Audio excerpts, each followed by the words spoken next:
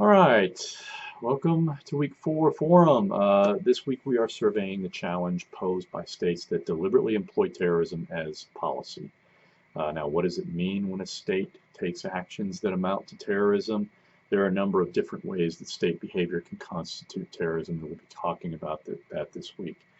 First, states will often sponsor groups outside their national boundaries as a kind of tool of statecraft, in essence, using those groups as a way of advancing their foreign policy ends. Certainly during the Cold War, the Soviet Union was alleged to have funded and trained left-wing terrorist groups like the Red Army faction in Germany, the Red Brigades in Italy, and Action Directe in France, as well as the IRA at various points.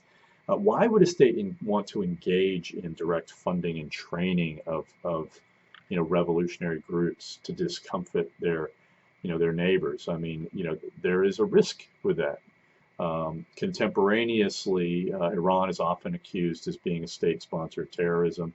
Its Quds Force, which is a unit within Iran's Revolutionary Guards, has clearly, they clearly have developed links to training and funding of Hezbollah and probably Hamas and groups within Iraq as well.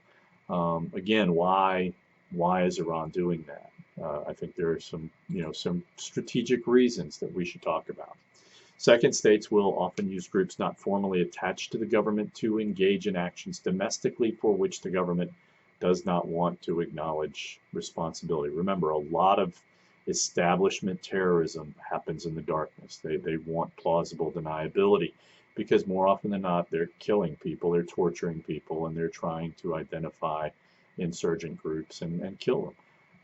El Salvador in the 1980s, the death squads that operated there that killed thousands of Salvadoran citizens who sympathized with left-wing insurgents operating in the countryside is a good example. And in a lot of instances, those death squads were clearly comprised of off-duty police and military, acting, masked and hooded.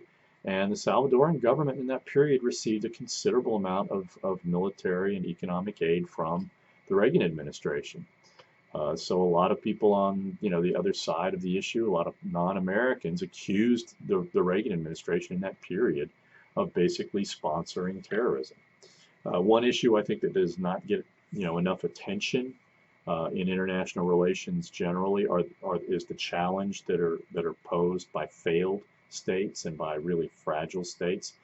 It refers to states that lack the authority to provide basic services to their citizens and oftentimes lack a monopoly on the use of coercion within their territorial boundaries.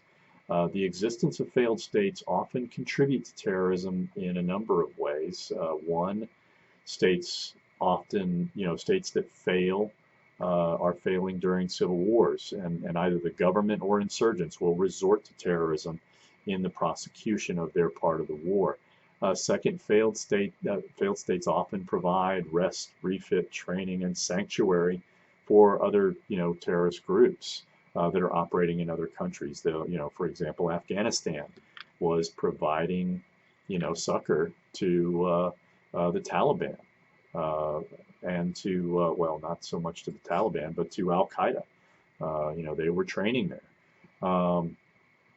So what can be done about failing and failed states? What can we do about Somalia, Afghanistan, Syria, and Lebanon?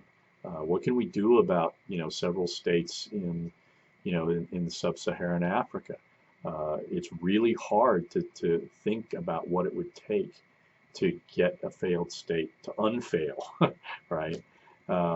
In the chapter Perspective 4.1, calculation or miscalculation, the threat from weapons of mass destruction in the Iraq case, Martin notes that one of the principal rationales put forth by the Bush administration for expanding the war on terrorism to include the invasion and occupation of Iraq was the threat posed by Saddam Hussein's regime that the regime might develop weapons of mass destruction and give them to a terrorist group. Multiple members of the Bush administration used this formulation. We don't want the smoking gun to come in the form of a mushroom cloud. That was something that Bush said, that Condoleezza Rice said, that Donald Rumsfeld said. Why did the administration play up those kinds of fears, particularly the kind of nuclear fears? Were they plausible? What role did did Saddam Hussein play in actually fostering those fears? Because clearly he wanted to be able to run a bluff on Iran, which is his neighbor to the north that they'd fought a horrific war with, 15 years earlier, that cost over 1 million casualties. One other issue I want to briefly touch on related to this chapter is the discussion box on pages 97 and 98. The subject are the two Red Scares that happened in the immediate period after World War I and in the late 1930s, and both revolved around issues, the fears that were sparked by the threat posed, the perceived threat of the Soviet Union.